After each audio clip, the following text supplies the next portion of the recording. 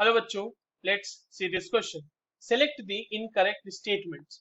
हमारे पास चार स्टेटमेंट दिए हुए बच्चों, और हमें इसमें से बताना है कि इनकरेक्ट स्टेटमेंट कौन सा है।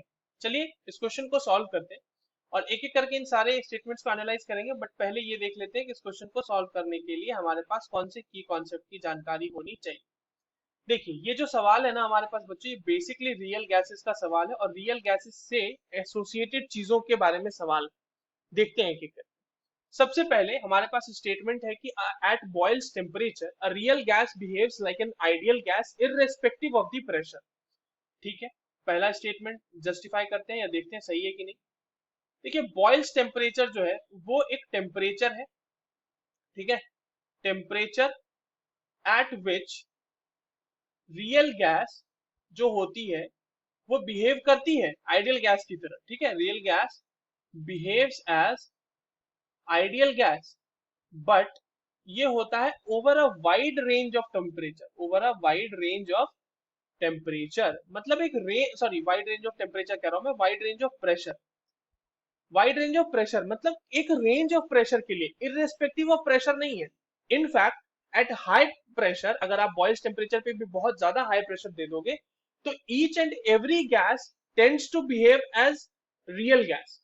ठीक है, तो जैसे मान लीजिए कि मैं इसके लिए ग्राफ अगर प्लॉट कर दूं आपके पास, तो अगर ये इस तरह से बच्चों z है, तो ये जो होता है ना, ये इस तरीके से होता है कि ये प्रेशर जैसे जैसे आप बढ़ा रहे हो, देखो एक वाइड रेंज ऑफ प्रेशर के लिए आपके पास आइडियल गैस बिहेवियर शो होगा, बट जैसे ही प्रेशर हमने बढ़ाया वो रियल गैस की तरह बिहेव करने लगा। तो ये वाला तो स्टेटमेंट गलत है, क्योंकि यहाँ पे इररेस्पेक्टिव ऑफ प्रेशर लिख दिया है। दूसरा स्टेटमेंट क्या है बच्चों, eight critical condition a real gas behaves like an ideal gas. ये स्टेटमेंट भी गलत है। कैसे, वो समझते हैं। देखिए, क्रिटिकल कंडीशन क्या है। क्रिटिकल कंडीशन का देखो, क्रिटिकल कंडीशन से हमारा लेना देना ये है कि आपने ये लिक्विफैक्शन ऑफ गैस के बारे में हम जानते हैं। लिक्विफैक्शन ऑफ गैस क्या होता है बच्चों, कि एक टेम्परेचर और प्रेशर के रिगार्डिंग हम जो है गैस को लिक्विफाई करने की कोशिश करते हैं।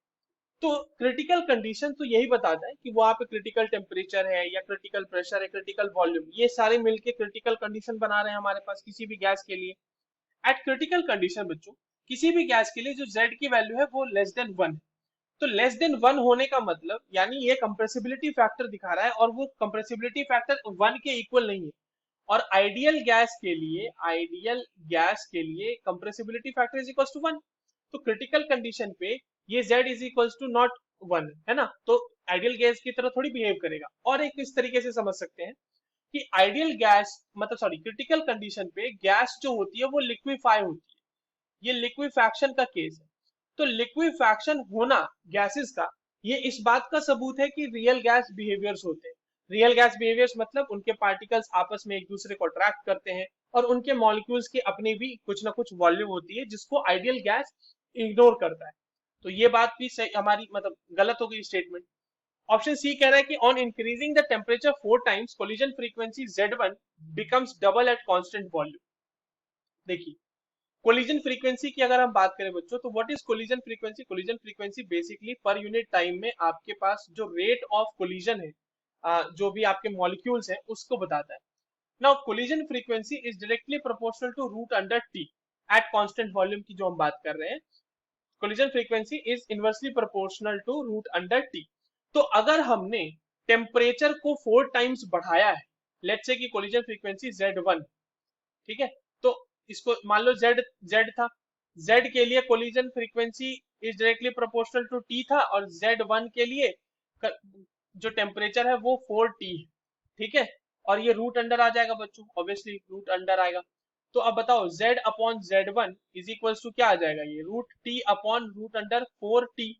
तो रूट टी से रूट टी कैंसिल हो गया, और आपके पास क्या बच जाएगा, Z is equals to sorry Z1 is equals to 2 into Z, क्योंकि रूट अंडर 4 हो जाएगा 2। तो 2 टाइम्स बढ़ गया ना कोलिजन फ्रीक्वेंसी हमारे पास। तो यही तो हमारा कह रहा है कि अगर इंक्रीज कर दे हम लोग टेम्परेचर को 4 टाइम्स तो हमारा कोलिजन फ्रीक्वेंसी डबल हो जाता है। तो ये तो स्टेटमेंट सही है।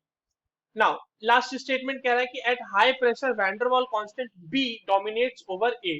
बिल्कुल सही बात। कैसे, देखिए जब आपके पास हाई प्रेशर होता है, हाई प्रेशर पे बच्चों अगर हम वैंडरवाल्स इक्वेशन अगर मैं लिखना चाहूं यहाँ पे, फॉर 1 मोल ऑफ गैस, तो ये हो जाएगा P प्लस A अपॉन, ये हो जाएगा V square into V minus B is equals to RT। ठीक है, अब एट हाई प्रेशर जो आपके पास प्रेशर है, जो प्रेशर हमारा लग रहा है गैस का अंदर में, उसके सामने जो मॉलिक्यूल्स के बीच के जो प्रेशर होगा या मॉलिक्यूल्स के बीच का जो इंटरेक्टिव फोर्स होगा वो बहुत ही नेग्लिजिबल हो जाएगा, क्योंकि मॉलिक्यूल्स काफी पास पास आ जाएंगे एट हाई प्रेशर। ठीक है, तो हाई प्रेशर पे मॉलिक्यूल्स बहुत पास पास आ जाएंगे और मोलर वॉल्यूम जो होगा वो बहुत बहुत कम हो जाएगा, वेरी लेस, बहुत डिक्रीज हो जाएगा।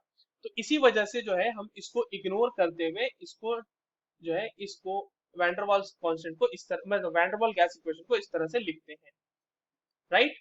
तो ये भी स्टेटमेंट हमारा सही है। हमसे इनकरेक्ट स्टेटमेंट पूछा था, ए और बी दोनों इनकरेक्ट है, so the correct answer for this question will be option 1। I hope you understood this well. All the very best.